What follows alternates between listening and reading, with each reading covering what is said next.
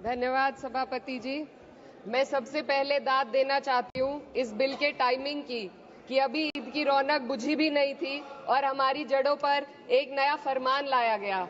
पहले उत्तर प्रदेश में मुसलमानों को नमाज पढ़ने पर रोक लगाई और फिर सौगात में ये बिल लाया गया। निसार में तेरी गलियों पे है वतन, जहाँ चली है रिवाजो गैर कि कोई ना सर उठाकर चल सके। मैं सभापति जी आपको ये बताना चाहती हूँ कि ईद के मौके पर एक विधवा महिला अपनी लड़की के साथ मेरे पास आई और उसने बताया कि वह एक वक्फ की प्रॉपर्टी में रहती है, वही उसके सर पर छत का काम भी करती है और उसकी रोजी रोटी भी वहीं से आती है। वो इस बिल को लेकर इतनी फिक्रमंद थी कि कहीं उससे वो उसकी संपत्ति ना छीन ली जाए। वो अकेली एक ऐसी महिला नहीं है, ऐसे लाखों लोग हैं जो वक्फ की गरीब महिलाएं जो वक्फ की संपत्ति से अपना रोजगार चला रहे हैं। और ये जो वक्फ बाय यूजर क्लॉज के हटाने से लाखों वक्फ की जायदाद अपना स्टेटस खो देंगी और लाखों लोग इसी तरीके के लोग सड़कों पर आ जाएंगे। वक्फ क्या है? वक्फ बाय यूजर क्या है? इसका ये मतलब है कि कोई जायदाद अगर सालों से दीन और भलाई के कामों के लिए इस्तेमाल हो रही हो तो वो खुद ब खुद वक्फ मानी जाएगी। हिंदुस्तान की अदालतों ने भी इस बात को तस्लीम किया है। वक्फ बाय यूजर सिर्फ वक्फ बोर्ड को ही मिली कोई खास सौगात नहीं है, ये बल्कि सभी अन्य धार्मिक ट्रस्टों को परंपरा और यूज के आधार पर बिना किसी डॉक्यूमेंटेशन के धार्मिक चरित्र को डिक्लेयर करने का राइट मिला हुआ है। भारत के संविधान के आर्टिकल 13 क्लॉज 3 में कस्टम और यूसेज को कानूनी वैधानिकता प्रदान करता है। इसी आर्टिकल से वक्फ बाय यूजर भी निकला गया है। इस बिल के कानून बनने पर वक्फ बोर्ड तो इस प्रोविजन से हाथ धो बैठेगा, लेकिन अन्य धार्मिक ट्रस्टों को यह सुविधा जारी रहेगी। इससे भारतीय संविधान के आर्टिकल 14 और 15 का सीधा उल्लंघन है, जो धर्म और जाति के आधार पर भेदभाव और कानून के सामने सभी की बराबरी पर जोर देता है। मैं इसके साथ ये भी कहना चाहती हूँ कि सत्ता के लोग जो एक दूसरे की पीठ थपथपा रहे हैं कि वक्फ बाय यूजर का जो अमेंडमेंट इन्होंने दिया उसको एक्सेप्ट कर लिया गया है, लेकिन इनकी शरारत यह है कि उसके साथ ही एक ऐसा प्रोवाइजो इसमें शामिल किया गया जिसके आधार पर यह कहा गया है कि अगर कोई भी वक्फ की संपत्ति विवादित हो तो वो अपना वक्फ स्टेटस खो देगी। तो जो अमेंडमेंट इन्होंने दिया है, जिसको एक्सेप्ट कर लिया गया है, उसका कोई मतलब नहीं है। ये इनकी नीयत है जो साफ जाहिर हो रही है। सोने पर सुहागा एक काम और किया है। सरकार ने वक्फ की कानून के सेक्शन 107 को हटाकर लिमिटेशन एक्ट में 12 साल तक ही किसी के खिलाफ अदालत में जाने का प्रोविजन है। सेक्शन 107 में बोर्ड को लिमिटेशन एक्ट से राहत मिली हुई थी। वक्फ बोर्ड कभी भी अवैध कब्जाधारियों के खिलाफ अदालत जा सकता था।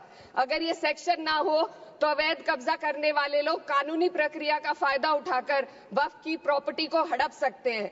अन्य धार्मिक ट्रस्टों पर भी ये लिमिटेशन एक्ट लागू नहीं होती, तो फिर वक्फ बोर्ड के साथ ये सौतेला रवैया क्यों किया जा रहा है? धर्म को देखकर दोहरी नीति क्यों अपनाई जा रही है? सेक्शन 107 और वक्फ बाय यूजर को अगर एक साथ पढ़ा जाए तो इससे लाखों वक्फ की प्रॉपर्टी पर कब्जा किया जाएगा। इसलिए ये बिल मुसलमान की भलाई का नहीं बल्कि उनके वजूद और विरासत को मिटाने का बिल है। हिंदुस्तान में बहुत सारे धार्मिक ट्रस्ट हैं जिसमें उस खास मजहब के लोग शामिल होते हैं और उसका इंतजाम करते हैं। और ये बात समझ में आने वाली भी है, क्योंकि जो व्यक्ति अपने मजहब के रीति रिवाज को जितना अच्छे से समझ सकता है, किसी अन्य मजहब का व्यक्ति नहीं समझ सकता। आर्टिकल 26 क्लॉज 2 के तहत धार्मिक संप्रदायों को अपने मजहबी इदारों के एडमिनिस्ट्रेशन का हक देता है, लेकिन वक्फ बोर्ड के बारे में इसको उल्टा किया जा। Sir 2 minute sir please 2 minutes. सरकार इसे एक सेक्युलर बॉडी मान रही है और इसमें गैर मुस्लिमों को शामिल करने की बात कह रही है। आपके मुंह से सेक्युलरिज्म की बात सुनकर अच्छा लगा, लेकिन अगले ही पल ये भ्रम टूट जाता है, क्योंकि आपको सिर्फ दान देने के लिए प्रैक्टिसिंग मुस्लिम का आपने क्लॉज डाला है, लेकिन बोर्ड में बैठने के लिए मुस्लिम होने की कोई आपकी क्लॉज नहीं है। तो इससे आपकी जो दोहरी नीति है वो साफ जाहिर होती है। ये वही सरकार है जिसने राम जन्मभूमि ट्रस्ट में ये लिख दिया कि जिला अधिकारी भी अगर होगा तो हिंदू होना चाहिए। कोई मुझे बताए कि वहां पर सेक्युलरिज्म का रस क्यों नहीं घोला गया? सर आखिर में मैं अपनी बात को खत्म करने से पहले महिलाओं का मुद्दा बार बार उठाया जा रहा है। सरकार का कहना है कि बोर्ड में मुस्लिम महिलाओं को रिप्रेजेंटेशन देंगे।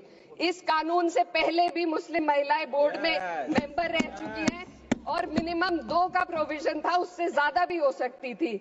सर, मैं ये कहना चाहती हूँ कि सरकार ने महिलाओं के लिए ऐसा कौन सा नया काम किया जिसका ढिंडोरा सरकार का हर सदस्य पीट रहा है। इस बात की तायीद अगर आपकी तरफ से कोई मुस्लिम महिला करती तो आप उसका यकीन भी करते, लेकिन अफसोस आपकी इतनी लंबी कतार में एक भी मुस्लिम महिला नजर नहीं आती है। सर,